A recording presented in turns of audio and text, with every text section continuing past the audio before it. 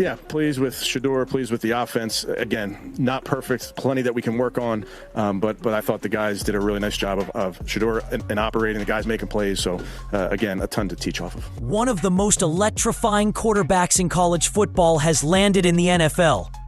But instead of being celebrated, he's being sidelined. Shedeur Sanders came with sky-high expectations, a massive fan base, and legitimate flashes of greatness. But now, whispers are turning into full-blown controversy. Despite outperforming his competition in practice and showing promise under pressure, he's stuck on the bench. And the man keeping him there might have an entirely different agenda. Meanwhile, Dillon Gabriel, who is expected to hold things down at QB, is unraveling on the field, with costly turnovers, missed reads, and mounting scrutiny. Yet somehow, he's still being backed by the same head coach who refuses to let Sanders shine. But this isn't just about play calling or performance. It's about power, narrative control, and whether one of the league's most talked about rookies is being kept down on purpose.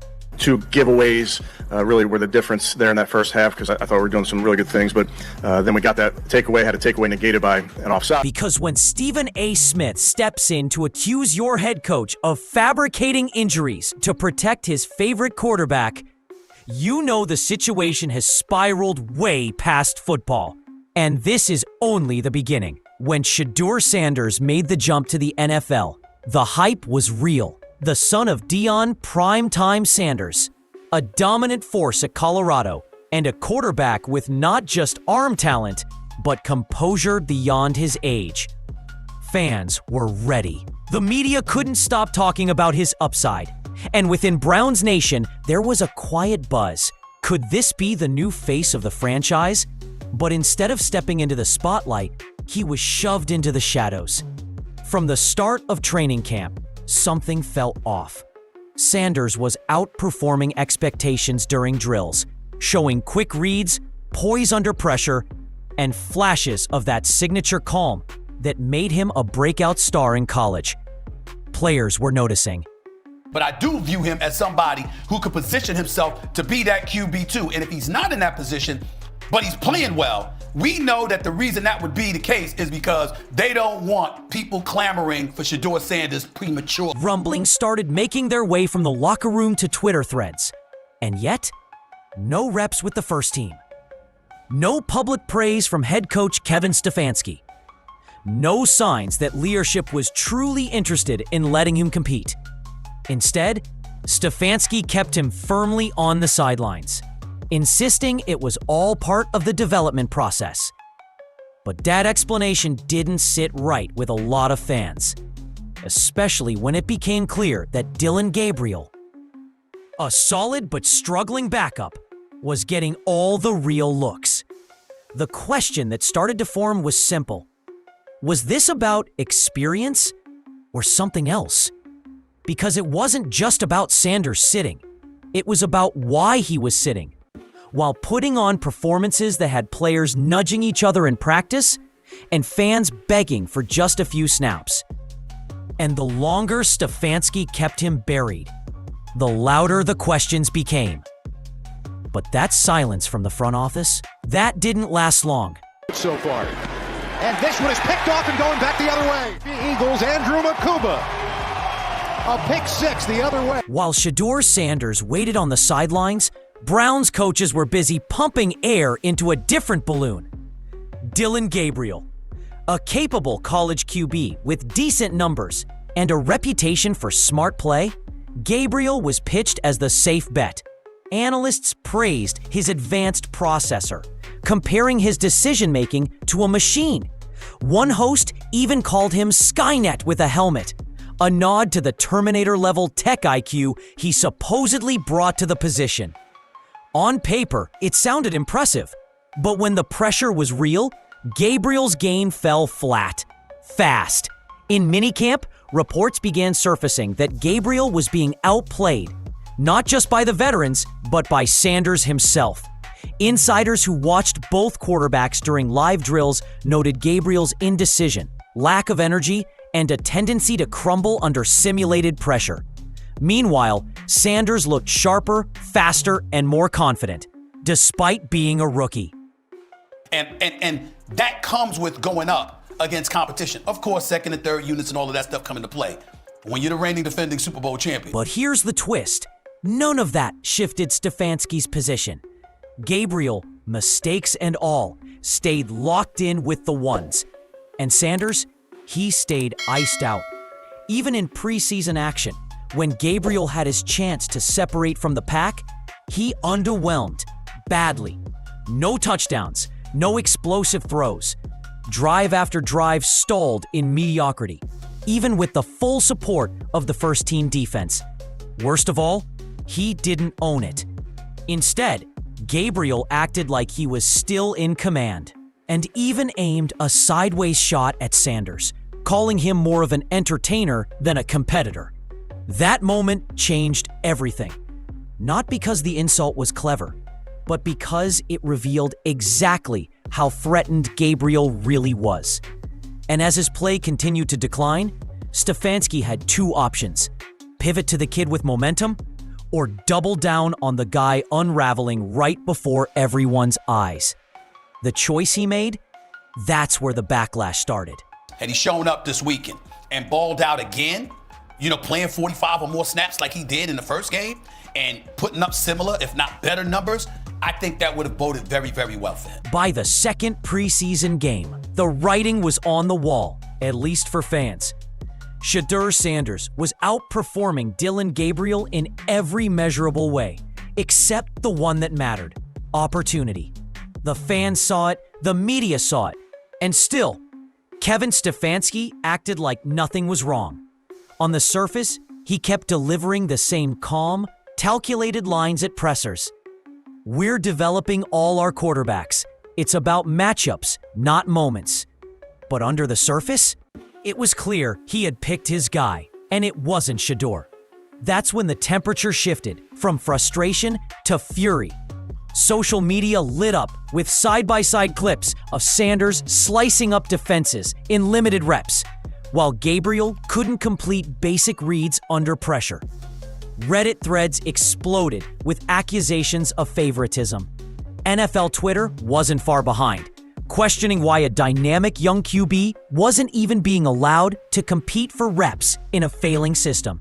And still, Stefanski didn't budge. Two giveaways really were the difference there in that first half, because I thought we were doing some really good things, but then we got that. In a post-game interview, he even praised Sanders' performance on a technical level, before quickly pivoting back to vague coach speak about long-term development plans. To fans, it sounded like a carefully rehearsed dodge, one that only added fuel to the growing suspicion. Was Stefanski protecting Dillon Gabriel from competition? Or was he protecting himself from controversy? Because here's the truth. Once you give Sanders a shot, there's no going back. If he lights it up, you either crown him or face a PR storm. Maybe Stefanski wanted to keep that box sealed. Maybe he thought Gabriel just needed more time. Or maybe this wasn't about football at all. And that's exactly when a loud voice stepped in to say what fans had been thinking all along. And he didn't hold back. When Stephen A. Smith enters the chat, you know it's bigger than just football talk. And this time, he didn't come to tiptoe around the issue. He came out swinging. According to Smith, Shedeur Sanders wasn't being developed. He was being buried. What tipped him off? The sudden news that Sanders was reportedly dealing with a mysterious oblique injury. An injury no one saw happen, no one reported early, and the team conveniently announced right when QB decisions were heating up. To Stephen A., it wasn't just fishy, it was flat out fake. He accused Kevin Stefanski and the Browns front office of pushing a fabricated injury narrative to give themselves cover. Cover for what? From the media backlash that would have followed if the fan-favorite rookie was cut out of the race for no good reason. A quiet injury? That made it easier to shelve Sanders without saying much, or hearing from Sanders himself. And Stephen A. didn't stop there. He called the injury report a smokescreen designed to manipulate the situation, not manage it. His exact words, "This ain't about player safety. This is about narrative control." It hit hard, and fans rallied fast. Comment sections flooded with suspicion. Even former players began chiming in, noting how convenient the injury timing was. People started digging. Sanders was seen active, throwing, and going through non-contact drills just days after the report. If the injury was real, it sure wasn't serious. But if it wasn't real, that raised a bigger question. Was Stefanski trying to protect Dillon Gabriel or silence Shedeur Sanders before the spotlight found him? Smith pointed straight at the Browns' depth chart and said it revealed everything. But it wasn't just about a roster. It was about trust. And that trust, it was cracking. Fast. If things weren't tense enough already, Dillon Gabriel made sure to pour gasoline on the fire and then light the match himself. After another underwhelming performance, reporters asked Gabriel what he thought of the brewing QB controversy. But instead of staying focused, he delivered a line that ignited the fan base instantly. Without naming names, he referred to Shedeur Sanders as more of an entertainer than a competitor. That one comment blew the situation wide open. Gabriel didn't just insult Sanders. He disrespected everything Shedeur had worked for. The training hours, the reputation for leadership, the pressure he's handled on and off the field. And most importantly, he challenged the credibility of a quarterback he hadn't outplayed even once all camp. Fans instantly snapped back. Socials erupted. How's he gonna talk trash with 0 touchdowns? This man can't even lead a drive, but he's worried about image? The hashtags were sharp. Start Shedeur, hashtag Gabriel folded, and hashtag Stefanski blind started trending that weekend. G. Bush, never one to bite his tongue, called Gabriel's comments reckless, arrogant, and completely out of line. He tore into Gabriel live on air, pointing out the painful truth. The guy being marketed as a quarterback with machine-like IQ and surgical precision had just proven he didn't even have the emotional awareness to lead a locker room. This wasn't confidence. This was panic disguised as ego. Gabriel wasn't managing competition. He was reacting to it the only way he knew how, by firing off a cheap shot to an opponent he couldn't outplay. And in doing so, he didn't just disrespect Shedeur. He triggered the most loyal subculture in football, Sanders' fan base. At that point, it stopped being a QB debate and started feeling like open warfare. And that pressure, it wasn't just coming from fans anymore. At first, Kevin Stefanski brushed off the growing controversy like it was nothing but background noise. He stuck to the script, praised depth, emphasized team development, and claimed the QB situation was under control. But then, Dillon Gabriel took the field, and everything came crashing down. In a game that many viewed as his moment to separate himself, Gabriel delivered a disaster. 2 critical turnovers, 0 rhythm, no spark, confidence visibly shaken. Fans went from disappointed to furious. Even teammates on the sideline looked rattled as the offense stalled. Again and again. That's when Stefanski could no longer fake calm. During the post-game conference, the shift was obvious. For the first time publicly, he cracked the mask. When asked about Gabriel's performance, Stefanski dropped the polite tone and gave a brutally honest answer. He made some of the worst calls of the game, especially that second quarter. It killed all our momentum. That one statement told you everything. Until now, Stefanski had guarded Gabriel like a franchise QB. No criticism, no pressure, but this was a break in the pattern, and fans instantly caught it. After weeks of silence and vague praise, Stefanski finally told the truth about his quarterback. And that honesty came too late, because by now, everyone had a question on their mind. If Gabriel was this shaky all along, Why was Sanders never given a real shot? The dam was breaking. Media outlets began airing pieces questioning Stefanski's judgment. Former players joined the conversation. Some hinted that Stefanski had personal preferences influencing his decisions. Others flat out said what fans had been thinking for weeks. Shedeur Sanders should have been competing for the job all along.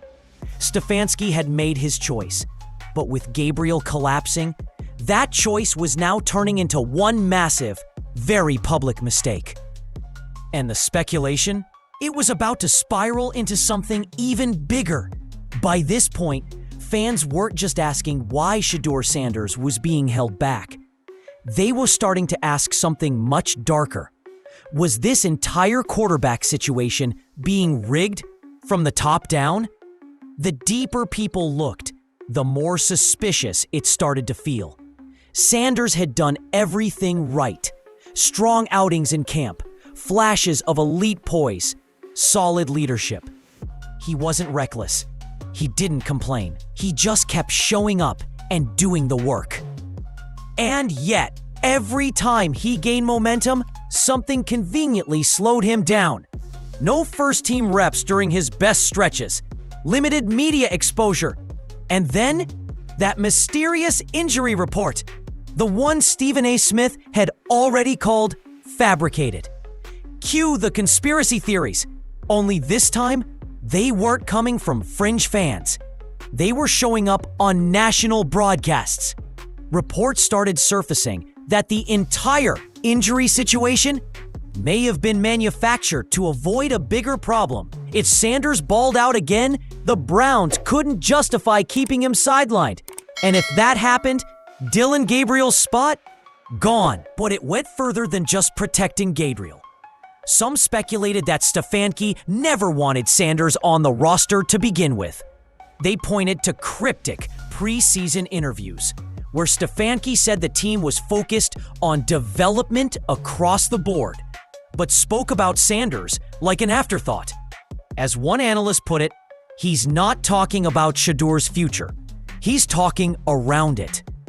Then came the most damning theory of all. Stefanski was actively trying to kill the momentum around Sanders before it could take off. Fans believe the hiding, the silence, and the injury narrative were never about caution. They were about control. Because Stefanski knew something every coach knows deep down. Once a fan-favorite QB gets hot, you can't put the genie back in the bottle. And if Shedeur went off and stole the spotlight, Stefanski would lose control of the room. And maybe his job. But by trying to contain the chaos, he may have ignited a bigger fire. Kevin Stefanski is out of time and out of places to hide. For weeks, he controlled the narrative. Shedeur Sanders was developing. Gabriel was progressing. And there was no quarterback controversy, just healthy competition. But that story doesn't sell anymore. Not after back-to-back on-field failures, growing pressure from fans, and questions Stefanski can't dodge in post-game interviews. Everyone's watching now. Every snap, every soundbite. Every slight hesitation when Stefanski's asked about Shedeur. The energy has shifted entirely. This isn't about a depth chart. It's about leadership. And fans want to know, can Stefanski course correct before he loses the locker room?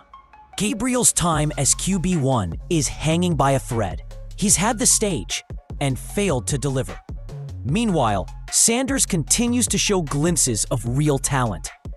He's the kind of player who doesn't back down, even when stacked against long odds or locked out of opportunity. If nothing else, he's earned a fair shot at competing. But here's the question no one wants to ask Stefanski directly. Is he really ready to give Shedeur Sanders an honest chance?